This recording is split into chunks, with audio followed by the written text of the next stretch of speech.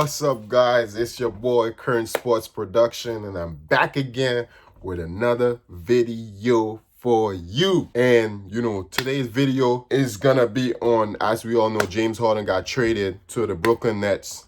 Yeah, congrats to the Brooklyn Nets, I'm pulling off this trade. But it's still sad to me to see some of my young boys go, like Caris LeVert and Allen. They was really like balling out this year, starting off the season really good. And it's sad to see them leave because they're gonna be some real special players in the league, and they're really young, so they're still developing. Everybody trying to win now, trying to put together these super teams.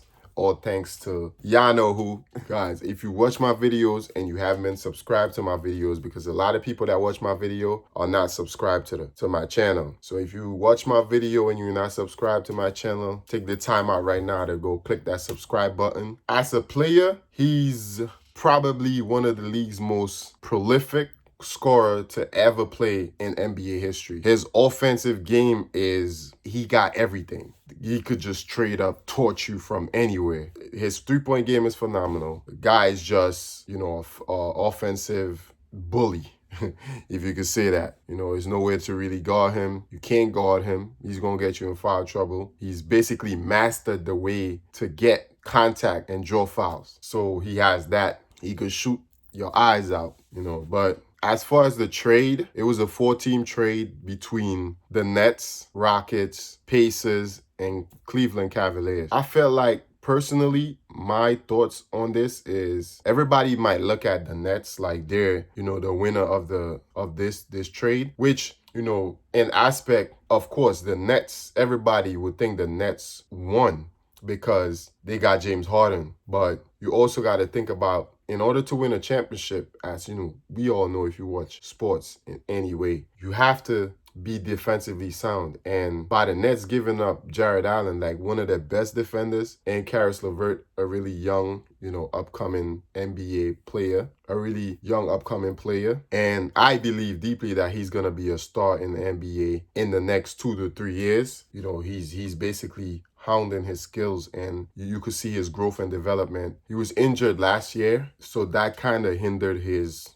growth a bit. But after his injury, you could see that he's back and he's here. The winner of this draft is actually the Indiana Pacers, because they got Caris LeVert and they traded away Victor Oladipo. As we all know, Victor Oladipo was an up and coming star in the NBA. He played both ends of the court. After his injury, he kind of all the way fully back yet. So I felt like Indiana probably felt like they needed to move on with him. That's why they would that's why any team would trade somebody. And I feel like it's a new start for him on the Rockets, together with John Wall and Boogie. James Harden basically played himself into getting traded, because his past 4 games, he haven't really been scoring like that. He's been under 20 points per game his last 4 games. And that's not James Harden. He basically showed you. He came into this season out of shape, completely out of shape. His first game, dropped 44. Basically, he told us that I don't need to be in shape to score. I get buckets in shape and out of shape. Doesn't matter, because his style is like street ball kind of style, mixed with under the whistle. I believe that the Nets made their offense better by adding James Harden and having Kevin Durant and Kyrie Irving. That's 3 of the top 10 players in the NBA today. And, some will argue 2 of the top 20, wherever you put, Kyrie and James Harden. But Durant is definitely in the top 2.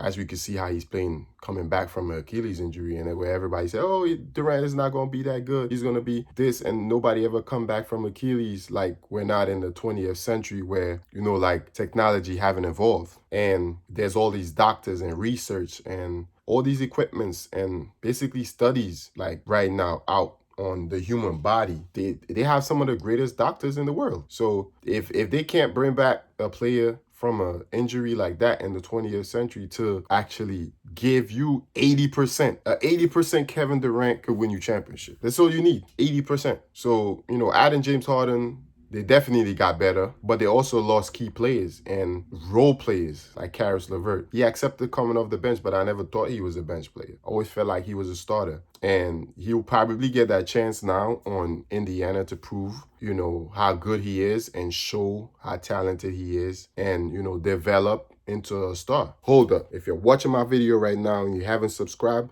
to my channel, stop. Know you enjoy my video. Take the time out to hit that subscribe button, subscribe to my channel, like, share, and comment on my video. Share my video with your friends, with your family, and enjoy. Current's family. And James Harden played his way out of that team. And in the last press conference, I didn't really like that. You know, coming from a player that I've been in sports majority of my life, and I've had teammates, I don't believe in basically embarrassing your teammates, especially embarrassing them in the public eye. And he basically called the Rockets trash. He called John Wall trash because John Wall and Boogie is on that team, and that's two very talented players. You know, injury have cost them a lot of time in the past couple seasons, but those players are well in the top, 30, top 20, depending on the way you look at it, when they are not injured and playing top level basketball. Nobody could stop John Wall.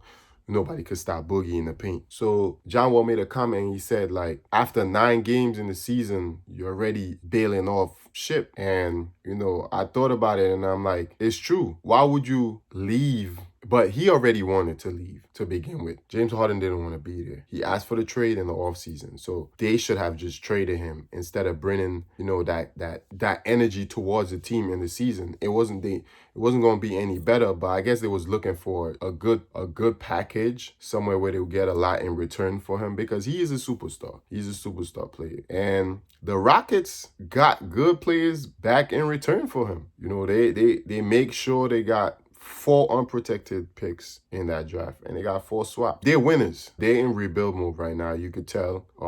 But they still have John Wall and Boogie and Christian Wood, who's balling out really good this year. He's averaging like 23 and like 9 or 10. They have like good pieces right now, and they just need to focus on building their team to a contender again. And they will, now that they have 4 future unprotected first-round picks. It took Nets for all they had. And Nets now have 3 superstars. Kyrie is questionable because he haven't been there for the past 4 games. And he might not return this week either. So there you go with that. So, the Nets have a lot to figure out right now.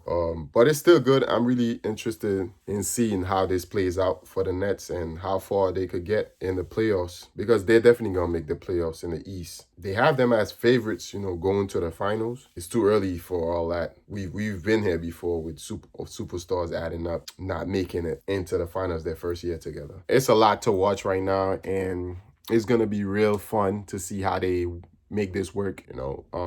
Kevin Durant and James Harden played together before, so they kind of understand each other. They're really cool friends. So, who knows? It could pan out to be a great move for the Nets, and it brings a championship to New York. Go Brooklyn. And yeah, so, that's just my weekly update on sports. And stick with me.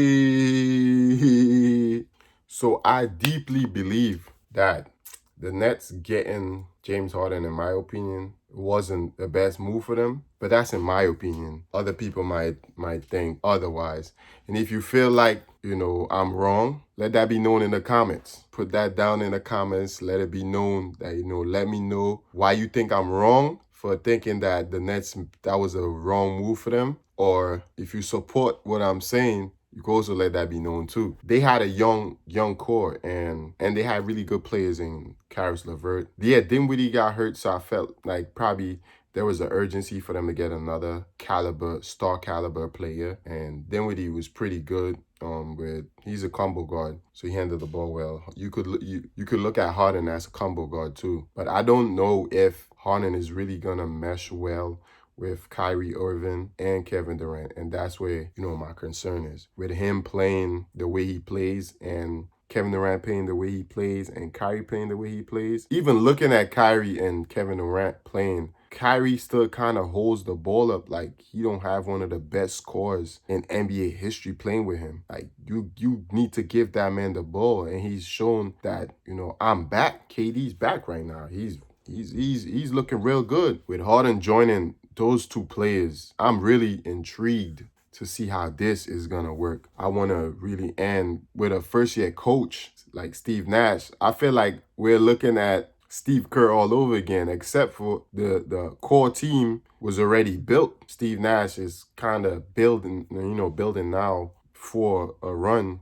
at championships. They need defense. They definitely need defense. And looking at their roster right now, they got no defensive players on there. They need defense bad. They have 3 spots open currently, so they could fill that out with, valuable role players. Like, share, and comment on my videos. I appreciate it. And I appreciate everybody that's been doing that and everybody that's been watching my videos. I upload weekly.